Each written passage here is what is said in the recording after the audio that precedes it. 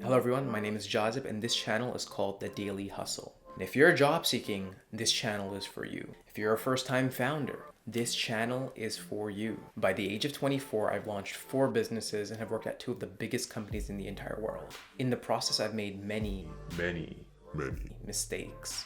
I've failed businesses, I've gotten rejected hundreds of times. I'm going to use this platform to guide you on my journey on how I did it and to help you avoid major pitfalls that I came across. So let's get right into it.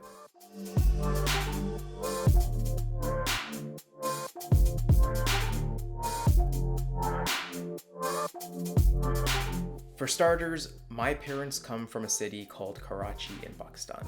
And to be completely frank with you all, they didn't grow up with the luxuries we have here in North America.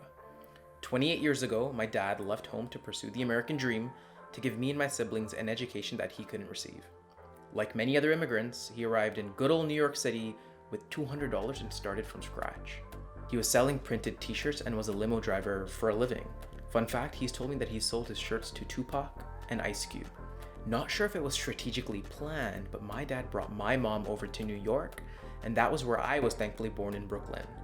When I was 2 years old, we immigrated to Canada, where I grew up, where I call home, Toronto. This makes me a dual citizen, a perk that came very handy recently in my job search. With many things that happened in my life, I was forced to grow up a lot faster than normal. However, these experiences are what pushed me to do bigger and better things.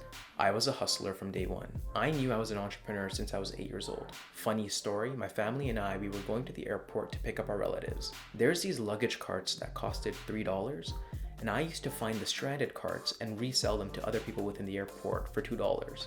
In that given day, I made 20 bucks and I was able to buy the latest set of Pokemon cards. When I was 12 years old, I used to put up Kijiji ads of me fixing people's computers, jailbreaking people's iPhones, and unlocking people's phones. And I loved the confused look people had on their face when they saw all 4 feet of me. Now don't get me wrong, I've had major stage fright growing up.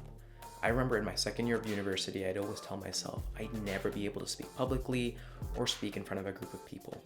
I was so afraid of saying the wrong thing that I would memorize a script or read off of notes. In 3rd year, I made a conscious decision to go into a sales internship because I knew that in order for me to be a successful entrepreneur, communication was one of the most important skill sets to have.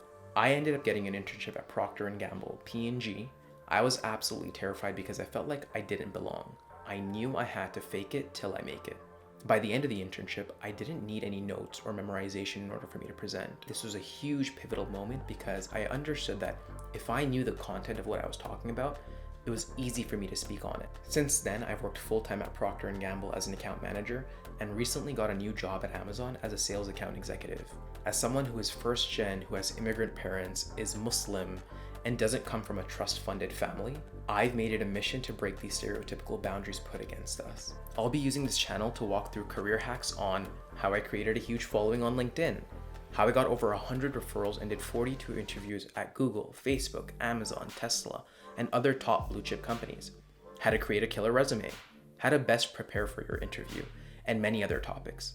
For entrepreneurs, I'll be focusing on how to validate a startup idea, how do you raise money, how to overcome rejection and naysayers, what are the biggest mistakes to avoid as a first-time founder, and many more topics within the pipeline. I'll try to be as helpful as I possibly can by answering any questions within the comments, but if you would also like to be a part of this journey, I would appreciate all the support that I can possibly get. So until next time, peace out.